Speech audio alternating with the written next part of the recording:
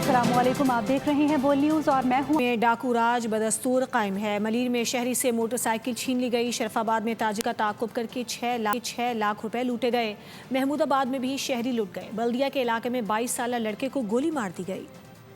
कराची में जुर्म सर चढ़कर बोलने लगा। ये मंजर देखिए, ताजिर अली रवानी बैंक से 6 लाख रुपए निकलवा कर फ्लैट पहुंचा। डाकू पीछे लगे हुए थे, असलहे के जोर पर रकम छीनी और फरार हो गए। शहरी का मोबाइल फोन और दस्तावेजात भी ना छोड़ी। कराची के इलाके मलिर शाह लतीफ टाउन में 4 डाकुओं ने शहरी से मोटरसाइकिल, मोबाइल और नकदी छीन ली। मुल्जिमान ने फरार होते हुए दूसरे शहरी को लूट लिया। मज़ाहमत पर फायरिंग भी की। महमूदाबाद में 3 मुसल्लह मुल्जिमान ने 2 शहरियों को असलहे के जोर पर लूट लिया। गौरंगी में पुलिस मुकाबले में एक डाकू जख्मी हालत में गिरफ्तार किया गया। उधर बल्दिया में फायरिंग के वाक़े में 22 साल फराज जख्मी हो गया।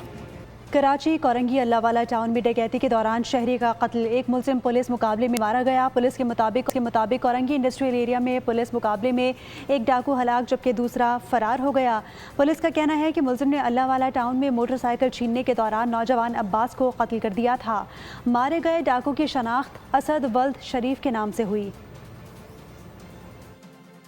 सेफ सिटी कैमरों के बावजूद कराची जराइम में सरे फहरिस्त हो गया। महाना 5,666 वारदातों ने शहरियों को खौफ व हिरास में मुब्तला कर दिया। डकैत राज में जकड़े शहर अकायद में 264 अफराद को भी बेमौत शहर की सड़कों पर कत्ल कर दिया गया। कराची शहर बेअमा हो गया। रवां बरस जराइम के 34,000 वारदातें, माहाना 5,666, यौमिया 188 शहरी जराइम पेशा अफराद का शिकार होने लगे। 2026 में 264 अफराद को कत्ल किया गया। माहाना 44 और यौमिया करीब 2 अफराद मौत के मुंह में जा रहे हैं। डकैती मज़ाहमत पर 40 घरानों में सफ़े मातम बिछी। इक़बा बरए ताबान के 234 वाक़यात भी सिक्योरिटी इदारों के लिए चैलेंज बने हुए हैं, तो 636 गाड़ियों और 5,770 मोटरसाइकिल सवार भी पैदल किए जा चुके। माशी हब के मकीन परेशान हैं कि जगह जगह कानून नाफिज करने वाले इदारे, शाहराहों पर लगे सेफ सिटी कैमरे सिर्फ चालान करने तक क्यों महदूद हैं। कराची के इलाके की माड़ी में अफसोसनाक हादसा पेश आया। मसान चौक के करीब नामालूम गाड़ी ने 2 साला बच्ची को कुचल दिया। 2 साला नबीहा मौके पर ही दम तोड़ गई। हादसे का जिम्मेदार ड्राइवर गाड़ी समेत फरार हो गया, जिसकी तलाश जारी है। कराची के अलमनाक गुल प्लाजा सानहे में अहम पेशरफ्त सामने आई है। पुलिस ने तीसरी बार चालान अदालत में जमा करा दिया, जिसमें आग लगने की वजह, मुबैना गफलत और जिम्मेदार अफराद के किरदार से मुतालिक चौंकान देने वाले इंकशाफात किए गए हैं। सानहे गुल प्लाजा तहकीकात ने कई सवाल उठा दिए। पुलिस ने प्रोसिक्यूशन के एतराज़ात दूर किए बगैर ही चालान दोबारा अदालत में जमा करा दिया। चालान के मुताबिक आग की इब्तिदा दुकान नंबर 192 से हुई। दावा है कि 11 साल हुज़ैफा माचिस से खेल रहा था। मसनूई फूलों ने आग को भड़का दिया। चालान में कहा गया है कि दुकान का मालिक नेमतुल्लाह मौके पर मौजूद नहीं था। वो अक्सर दुकान कम उम्र बेटे के सुपुर्द कर देता था। पंजाब फॉरेंसिक रिपोर्ट में किसी आतिशगीर या धमाका खेज मवाद के शवाहिद नहीं मिले। तहकीकात के मुताबिक मार्केट यूनियन ने बरवक्त एमरजेंसी कॉल नहीं की। कॉल डाटा में भी किसी हेल्पलाइन पर फौरी रब्ते का रिकॉर्ड नहीं मिला। इसी ताखीर को जानी नुकसान की एक बड़ी वजह करार दिया गया। चालान में यूनियन के अहदेदारों, दुकानदार और इसके बेटे को मुल्जिम नामजद किया गया है। सानहे में 72 अफराद जाम बहक, 8 जख्मी और 1153 दुकानें जल गई थीं। कराची में एंकर मुरीद अब्बास के कत्ल केस में अहम पेशरफ्त सामने आई है। 7 साल बाद फरीकैन के दलाइल मुकम्मल होने पर अदालत ने फैसला महफूज कर लिया, जो 9 जुलाई को सुनाए जाने का इम्कान है। मुरीद अब्बास कत्ल केस 7 साल बाद फैसला कुन मरहले में दाखिल हो गया। कराची की एडिशनल डिस्ट्रिक्ट एंड सेशन अदालत ने फरीकैन के दलाइल मुकम्मल होने पर फैसला महफूज कर लिया। अदालत की जानिब से मुकदमे का फैसला 9 जुलाई को सुनाए जाने का इम्कान है। केस तवील अदालती कार्रवाई के बाद अपने अख्तामी मरहले में पहुँच गया है। कत्ल के मुकदमे का मरकजी मुल्जिम आतिफ जमान इस वक्त जेल में है, जबकि शरीफ मुल्जिम आदिल जमान सुप्रीम कोर्ट से जमानत मुस्तरद होने के बाद फरार हो गया था। ट्रायल कोर्ट इससे पहले ही इश्तिहारी करार दे चुका है। इस्तिगासा के मुतालिक 9 जुलाई 2019 को मुल्जिम आतिफ जमान और आदिल जमान ने फायरिंग करके एंकर मुरीद अब्बास और खजर हयात को कत्ल किया था।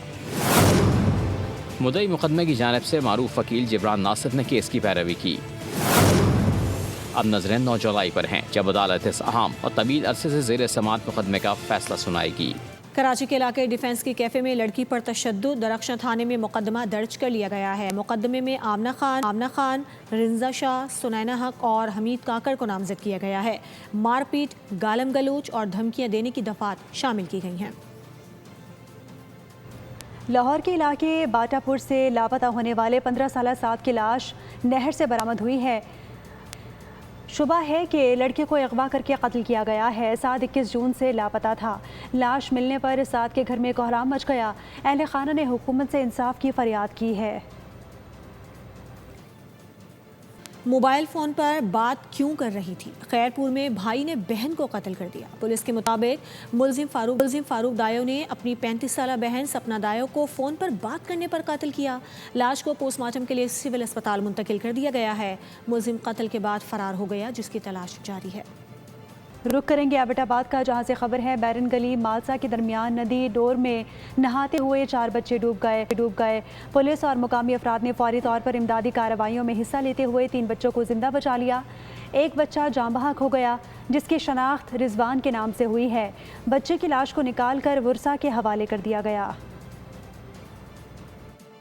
خود نمائی کے شوق نے جانیں خطرے میں ڈال دی۔ کالام میں ٹک ٹاک بنانے والوں کی گاڑی نصر اللہ جھیل میں جا گری۔ 7 افراد اندر گر گئے، جنہیں پولیس اور ریسکیو ٹیموں نے بچا لیا۔ پولیس نے گاڑی چلانے والے اور دیگر افراد کے خلاف مقدمہ درج کر لیا ہے۔ میرپور خاص کے علاقے کنری کے نواحی گاؤں میں زہریلا کھانا کھانے سے 2 سگے بھائی جاں بحق ہو گئے۔ لڑکوں کی گزشتہ رات کھانا کھانے سے طبیعت خراب ہو گئی تھی، جنہیں اسپتال منتقل کیا گیا تھا، تاہم ان کی حالت مزید خراب ہو گئی۔ 10 سالہ علی حسن تعلقہ اسپتال جبکہ 12 سالہ حسنین حیدرآباد اسپتال منتقلی کے دوران انتقال کر گئے۔ بچوں کی لاشیں ورثہ کے حوالے کر دی گئی ہیں۔ بین الاقوامی امن و سلامتی کے تحفظ کے لیے مذاکرات اور سفارتکاری واحد پائیدار راستہ ہے۔ وزیر اعظم شہباز شریف کا ایکس پر پیغام کہا کہ پاکستان اور ترکی کے درمیان برادرانہ تعلقات کو مزید مضبوط اور بلند مقام تک لے جائیں گے۔ ترکی کی متحرک کاروباری برادری کے ممتاز نمائندوں سے ملاقات کا موقع بھی پاکستان کو ملا۔ پاکستان اور ترکی کے درمیان اقتصادی شراکت داری ایک نئے دور میں داخل ہو رہی ہے۔ سبسکرائب کریں اور بیل دبائیں تاکہ کوئی خبر رہ نہ جائے۔